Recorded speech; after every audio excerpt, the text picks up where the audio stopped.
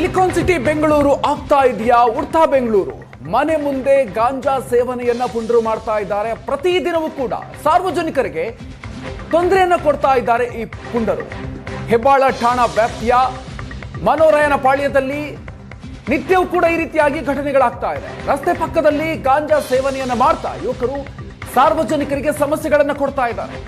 ಪ್ರತಿದಿನ ರಾತ್ರಿ 10 ರಿಂದ 12 ಗಂಟೆವರೆಗೂ ಕೂಡ ಇವರ ಪುಂಡಾಟ ಜೋರಾಗಿರುತ್ತೆ. ಸ್ಥಳೀಯರು ಎಷ್ಟೇ ಬುದ್ಧಿ ಹೇಳಿದ್ರು ಕೂಡ ಕ್ಯಾರೆ ಅಂತ ಇಲ್ಲ.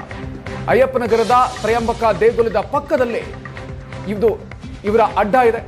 ಬೀಟ್ ಪೊಲೀಸರನ್ನ ಹೆಚ್ಚಿಸದೇ ಇದ್ರೆ ನಿಜಕ್ಕೂ ಕೂಡ ಬೆಂಗಳೂರಿಗೆ ಕಂಟಕ ಆಗುವಂತಹ ಪರಿಸ್ಥಿತಿ ನಿರ್ಮಾಣ ಆಗುತ್ತೆ.